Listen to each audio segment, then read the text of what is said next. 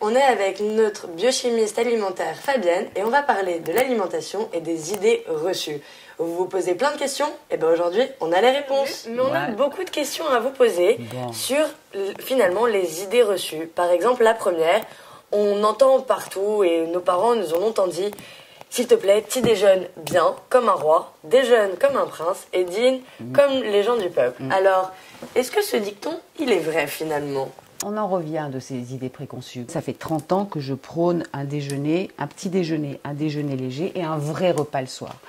Pourquoi ? Alors, qui dit vrai repas le soir, dit normalement, on mange beaucoup le soir, on ne dort pas. Oui, mais il faut mettre un bémol à tout ça, parce que si vous mangez bien associé et sainement, vous allez dormir comme un bébé. Bien associé, ça veut dire bien quoi associé, finalement ? Vous vous souvenez, je vous parlais du petit rosé avec le saucisson ou les tomates, pas de rosé avec les petits biscuits. Vous vous souvenez, on en a parlé en août dernier. Si vous associez bien votre alimentation, vous allez bien dormir, d'accord ? Pourquoi léger dans la journée ? Parce qu'il ne faut pas oublier que dans la journée, on a besoin d'être actif, d'accord ? Oui. On a besoin de bouger, de ne pas avoir de coup de barre dans la journée. Si vous faites un gros repas, eh bien sur le repas, qu'est-ce qui va se passer ? Vous allez dormir pendant 2 heures, puisque pendant les 2 premières heures de la digestion, on monopolise les 2 tiers du sang au niveau de l'estomac, donc plus qu'un seul tiers du sang pour être actif. Donc déconseillé, vous voulez être actif dans la journée, vous êtes dans vos cours, vous voulez avoir toute l'attention voulue pendant vos cours, n'alourdissez pas l'organisme. Vous voulez rester fit, vous voulez rester mince, mangez le soir. Mais bien associé. Et ne grignotez pas dans la journée et faites des repas légers dans la journée. Même si vous avez besoin de faire un 4 heures. Ce n'est pas ce que j'appelle un grignotage. Mangez le matin, mangez léger à midi. Vous avez besoin de quelque chose à 4-5 heures. Prenez un fruit, prenez un yaourt et faites votre bon repas le soir. Ce n'est pas un 4 heures que je vais appeler un grignotage. Le grignotage, c'est vraiment les petits trucs qu'on va prendre par-ci, par-là, tout au long de la journée. Quand on est jeune, c'est maintenant qu'il faut faire attention à son corps parce qu'à 50 ans, il sera un petit peu trop tard. Exactement. Et après, une question... par rapport au cuit, au cru, pourquoi c'est important de, par exemple, pas manger trop de crudité ? Et en outre, vous avez parlé qu'il fallait manger, par exemple, des aliments cuits, mais en salade. Alors, est-ce que vous pouvez revenir un peu sur le cru et le cuit, l'importance que c'est de bien manger l'un et l'autre, mais pas ensemble, ou revenir un peu dessus, parce que les gens, ils ont pas mal de questions sur qu'est-ce qui est bon cru et qu'est-ce qui est bon cuit.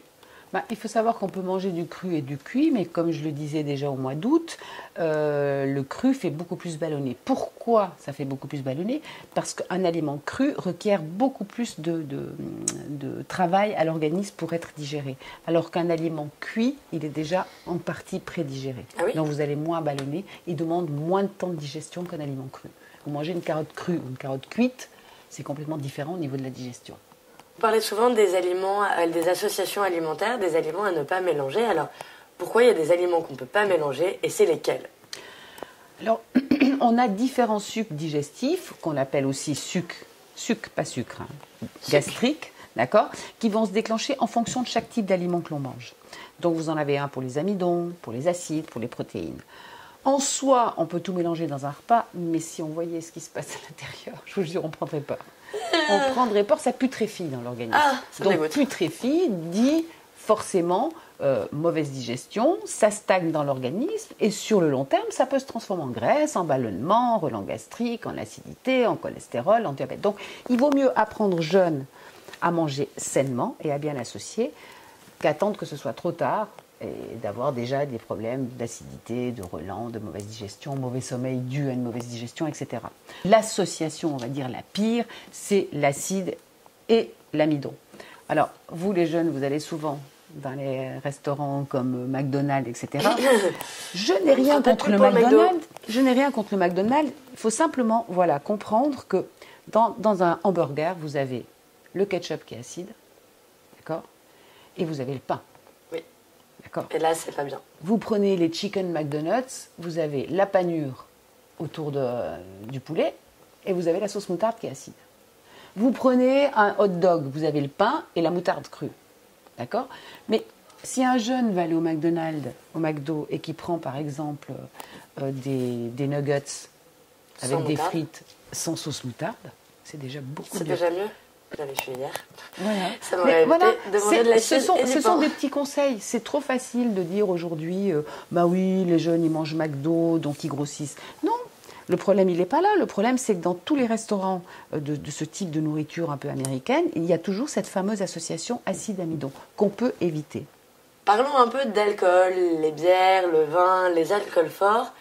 Quelle place, si on veut avoir une vie saine, est-ce qu'on doit se priver totalement de la bière, du vin et des alcools forts? Est-ce qu'il y a un Franchement, ce serait un peu triste, mais bon. Moi, j'aime bien si on nous dit que c'est interdit, on fera sans. Non. Comment on peut faire pour...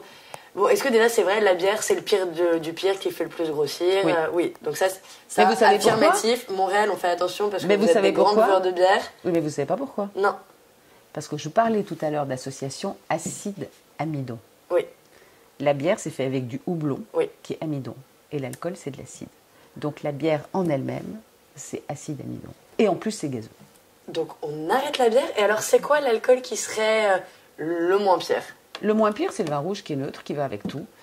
Et si vous prenez un apéritif que vous voulez manger quand même des amidons derrière, au cours du repas, vous allez prendre du martini, du porto, du banuls, etc. Ce sont les vins cuits et le vin rouge qui vont avec tout. Dès que vous passez dans les autres alcools, tels que vin blanc, rosé, champagne, un spritz, un mojito, etc., vous tombez dans de l'acide. Pas de problème, vous pouvez les boire. Ah, ouf, mais on peut les boire, tout va bien. Attention à ce que vous mangez derrière. Pas d'amidon derrière. Pas, par exemple, de mojito avant ou après une pizza. D'accord. Alors, par exemple, un mojito avec des poivrons farcis. Voilà. Ok. Farcis à la viande, pas au riz. Hein. Non, à la viande. Attention, hein. On est bien d'accord. Okay. Donc, on a bien compris pour l'alcool. On peut boire un peu d'alcool fort, mais surtout, on ne mélange pas avec de l'amidon derrière. Alors, on n'oublie pas. Et la bière, bon, on va peut-être se calmer un peu quand même, parce qu'il y a 3 choses. Ouais. C'est gazeux, il y a de l'amidon, il y a de l'acide. C'est la bombe. Si on veut perdre un peu de poids et tout, franchement, on arrête la bière et on perd assez rapidement apparemment. La place du café et du thé dans le quotidien, la vie saine, les régimes, est-ce que on entend que le café c'est pas très bien? Il existe sur cette terre 4 boissons et pas une de plus. 4 boissons. 4 boissons qui passent direct de la bouche à la vessie sans déclencher de digestion. Alors ces 4 et qui ne fatiguent pas l'organisme. Donc ces boissons-là, on a la première qui est l'eau plate, bien sûr. Plate, l'eau, mais que plate. Pas gazeuse, pas d'eau parfumée, pas de sirop dans l'eau, pas de rondelles de citron dans l'eau. Ça, c'est la première. La deuxième, c'est le café noir. Attention, café noir, nature, pas parfumé. Parce qu'on trouve maintenant des cafés parfumés à la vanille. Non, ça déclenche une digestion. Le thé noir. Sans sucre pour le café et le thé? Oui, éventuellement sucrète. Le thé noir, pas de thé parfumé, ça déclenche une digestion. D'accord. Le thé vert. Pas le thé vert à la menthe, le thé vert nature. Donc ça, ce sont les boissons qui ne vont pas déclencher de digestion et qui vont passer direct de la bouche à la vessie sans s'arrêter dans l'estomac. Et pourquoi l'eau citronnée, la fameuse nouvelle tendance que tout le monde boit et que même moi je suis passée à ça parce que l'eau plate c'est pas mon délire? L'eau citronnée, ça reste 2 heures dans l'estomac et ça va utiliser un petit peu de bile. On aime bien boire un peu de thé vert et un café et exactement. De l'eau plate. Voilà. Et alors, qu'est-ce qu'on disait par rapport au thé et au café? Vous avez des personnes, à partir de midi, si elles boivent un café, elles ne dorment plus. Hein, et il y en a d'autres, ce n'est pas le cas. Mais il faut aussi savoir, plus vous buvez des gros mugs de café, plus c'est nocif à la santé. Donc il vaut mieux boire des petits cafés serrés ou des thés, la théine, pareil, où elle est moins diluée. D'accord ? Maintenant, il y a une chose intéressante que je vais vous apprendre par rapport au café. Le café est somnifère pendant 10 minutes après son absorption. Il devient excitant 10 minutes après. Donc moi, quand je ne dors pas la nuit, je vais me faire un petit café serré et je retourne me coucher tout de suite et je dors. Mais il faut aller tout de suite. Tout de suite. Un café. Ça, c'est juste pour l'anecdote. Hein. Eh ben, c'est parfait. C'est bien les petites anecdotes, on aime bien ça. Voilà, c'est sympa. Et du coup, on se retrouve le mois prochain pour un nouveau reportage. À bientôt. À bientôt.